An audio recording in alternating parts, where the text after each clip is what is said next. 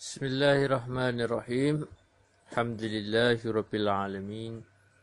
Bihi nasta'inu ala umurid dunya waddin.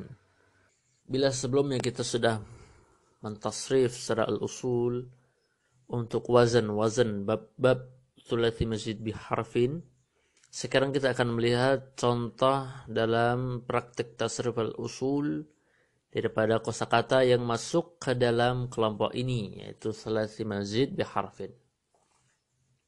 Contoh mauzun pada bab 7, misalkan ada kata ahsana. Coba kita untuk mentasrif. Ahsana yuhsinu ihsanan, muhsinun muhsanun ahsin, la tuhsin muhsanun muhsanun uhsina yuhsanu. Ahsana yang berarti berbuat kebaikan atau berbuat baik. Di sini kita juga harus bisa menterjemah kalimat ahsana dengan sighahnya yang beragam, ya, sesuai terjemah yang diinginkan. Misalkan ada kata muhsinun, sighahnya ismu al-fa'il, maka kita bisa menterjemah yang berbuat kebaikan. Atau misalkan ahsin, ini sighahnya fi'il al-amr, maka artinya berbuat baiklah, dan seterusnya. Kemudian contoh mauzun yang masuk kepada bab 8 adalah kammala. Contohnya kammala. Kammala yukammilu takmilan mukammilun mukammalun kammil la tukammil mukammalun mukammalun kummila yukammalu. Kammala berarti menyempurnakan. Sehingga kummila artinya apa? Sighahnya apa? Majhul. Majhul madhi. Berarti artinya apa? Telah disempurnakan. Kummila.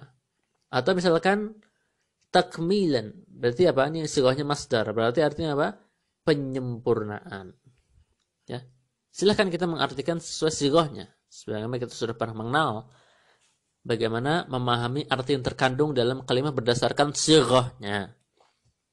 Kemudian contoh mauzun masuk kepada bab 9 di antaranya adalah sa'ada. Sa'ada yusa'idu musa'adatan. Musa'idun musa'adun sa'id la tusa'id musa'adun musa'adun su'ida yusa'adu. Sa'ada yang berarti menolong. Ya.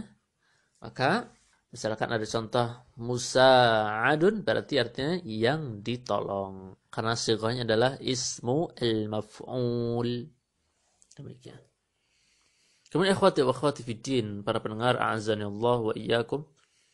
Seluruh masdar untuk kosakata thulathi mazid biharfin wazannya bersifat qiyasi.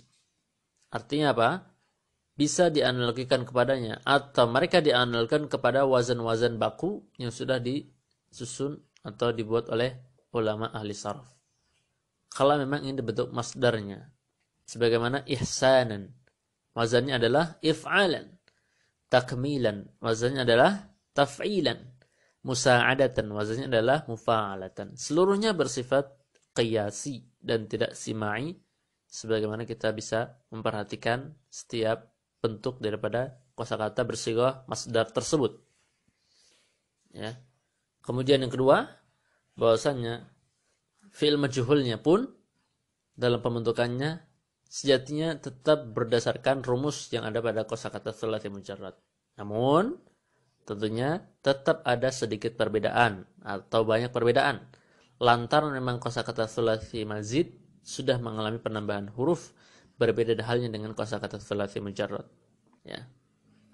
Bisa dilihat ahsana menjadi uhsina, yuhsinu menjadi yuhsanu, kammala menjadi kummila, yukammilu majhulnya yukammalu. Sa'ada menjadi su'ida, yusa'idu menjadi yusa'adu.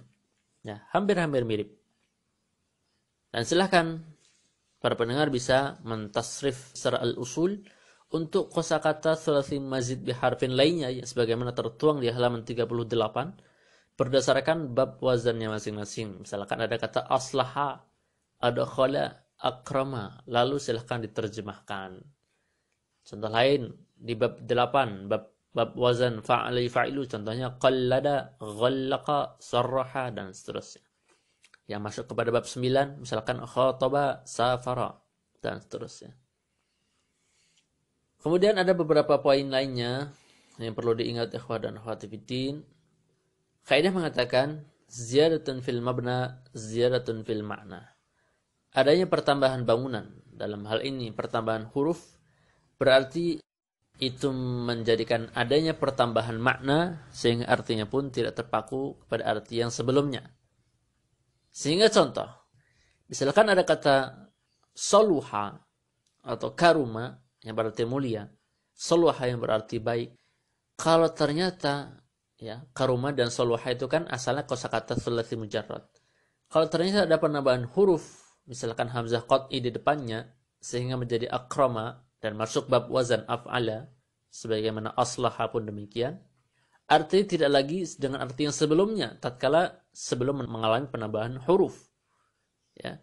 Sehingga karuma yang asalnya mulia menjadi akrama, artinya bukan mulia lagi tetapi memuliakan. Soluha yang berarti baik ketika menjadi aslaha artinya memperbaiki, ya. Inilah kaidah yang menjelaskan tentang bagaimana kalau adanya pertambahan huruf dalam suatu kosakata berarti maknanya pun berubah sehingga tidak dengan makna yang sebelumnya. Namun demikian, tidak setiap kosakata sulasi mujarrad harus dirubah kepada bentuk mazid. Artinya seperlunya. Kalau memang perlu dan memang ada fungsi dengan menambahkan huruf tambahan, ya sehingga dia masuk kepada bab sulasi mazid, maka itu bisa dilakukan. Tapi kalau memang tidak perlu, maka tidak perlu untuk dilakukan. Kemudian selanjutnya silahkan kita mentasrif, melakukan latihan-latihan yang tertuang pada akhir subbab sulasi mazid biharfin. Wassallallahu wasallam ala nabiyyina Muhammad.